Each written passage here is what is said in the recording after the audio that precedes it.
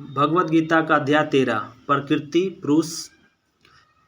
श्री भगवान बोले, हे अर्जुन, यह शरीर क्षेत्र इस नाम से कहा जाता है और इसको जो जानता है उसको क्षेत्रज्ञ इस नाम से उसके तत्व को जानने वाले ज्ञानी जन कहते हैं। हे अर्जुन, तू सब क्षेत्रों में क्षेत्रज्ञ अर्थात जीवात्मा में तुझे ही जान और क्षेत्र क्षेत्रज्ञ को अर्थात विकार सहित प्रकृति और पुरुष का जो तत्व से जानना है वह ज्ञान है, ऐसा मेरा मत है।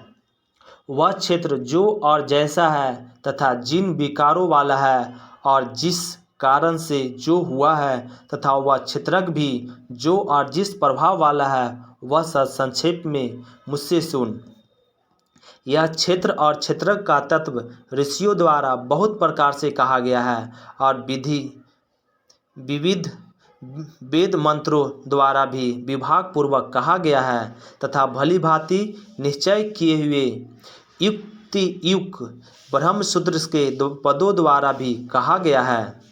5 महाभूत अहंकार, बुद्धि और मूल प्रकृति भी तथा 10 इंद्रियां, 1 मन और 5 इंद्रियों के विषय अर्थात शब्द, स्पर्श, रूप, रस और गंध तथा इच्छा, द्वेष, सुख, दुख, स्थूल देह का पिंड, चेतना और धृति, इस प्रकार विकारों के सहित यह क्षेत्र संक्षेप में कहा गया है। श्रेष्ठता के अभिमान का अभाव, दंभ चरण का अभाव, किसी भी प्राणी को किसी प्रकार भी न सताना, क्षमा भाव, मन वाणी आदि की सरलता, श्रद्धा भक्ति सहित गुरु की सेवा, बाहर भीतर की शुद्धि,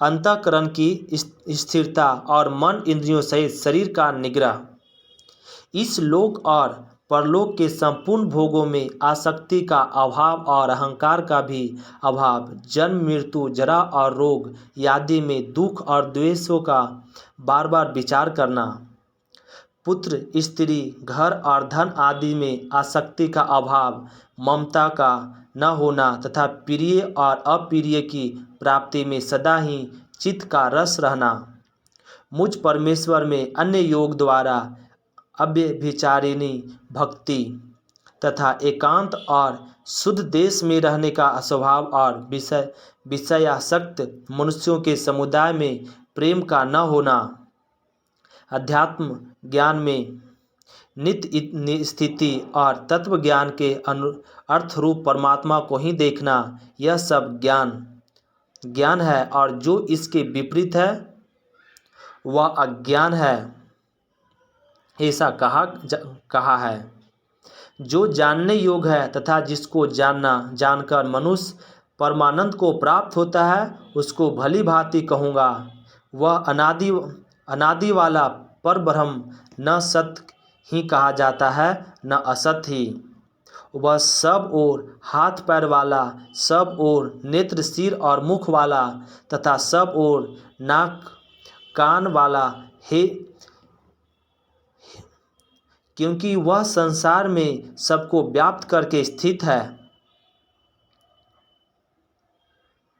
वह संपूर्ण इंद्रियों के विषयों को जानने वाला है परंतु वास्तव में सब इंद्रियों से रहित है तथा आसक्ति रहित होने पर भी सबका धारण पोषण करने वाला और निर्गुण होने पर भी गुणों को भोगने वाला है। वह चराचर सब भूतों के बाहर भीतर परिपूर्ण है और चर अचर भी वही है और सब सूक्ष्म होने से अविवेकगण है तथा अति समीप में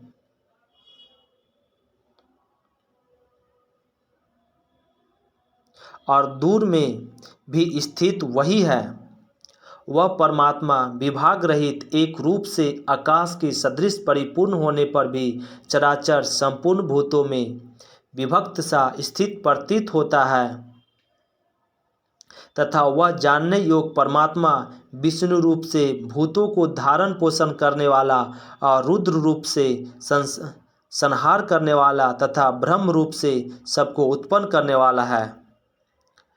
पर पर ब्रह्म ज्योतियों का भी ज्योति एवं माया से अत्यंत परे कहा जाता है। वह परमात्मा बोध स्वरूप जानने के योग एवं तत्व ज्ञान से प्राप्त करने योग है और वह सबके हृदय में विशेष रूप से स्थित है। इस प्रकार क्षेत्र तथा ज्ञान और जानने योग परमात्मा का स्वरूप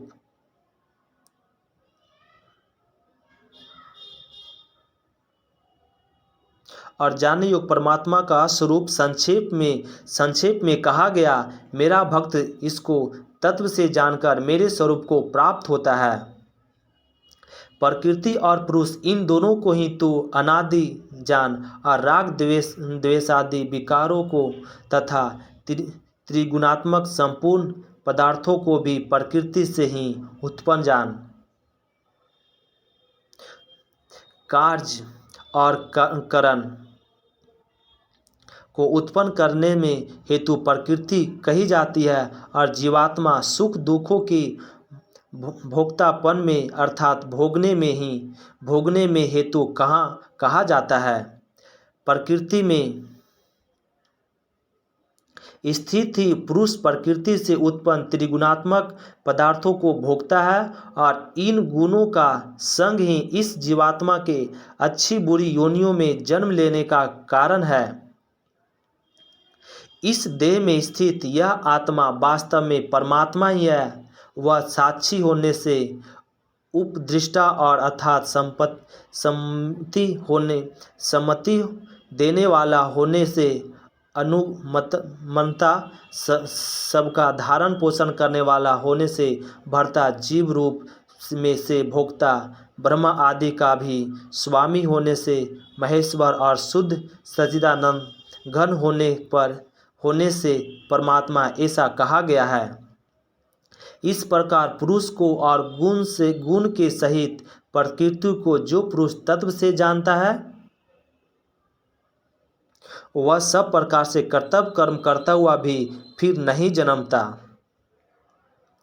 उस परमात्मा को कितने ही मनुष्य तो शुद्ध हुई सूक्ष्म बुद्धि से ध्यान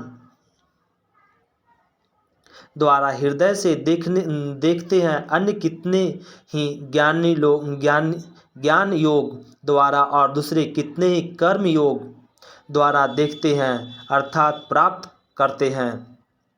परंतु इनसे दूसरे अर्थात जो मंद बुद्धि वाले पुरुष हैं वे इस प्रकार न जानते हुए दूसरों से अर्थात तत्व के जानने वाले पुरुष से सुनकर वे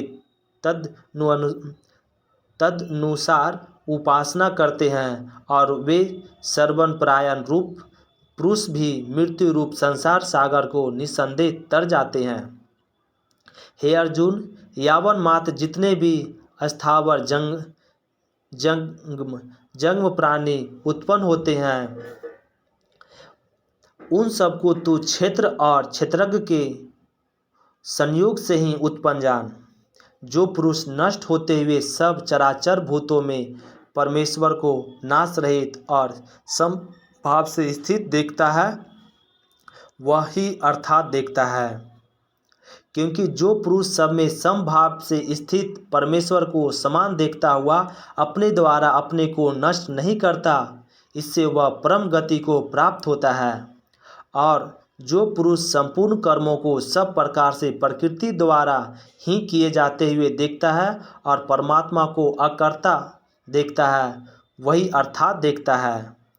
जिस क्षण यह पुरुष भूतों के पृथक पृथक भाव को एक परमात्मा में ही स्थित तथा उस परमात्मा से ही संपूर्ण भूतों का विस्तार देखता है उसी क्षण वह सच्चिदानंद घन ब्रह्म को प्राप्त हो जाता है।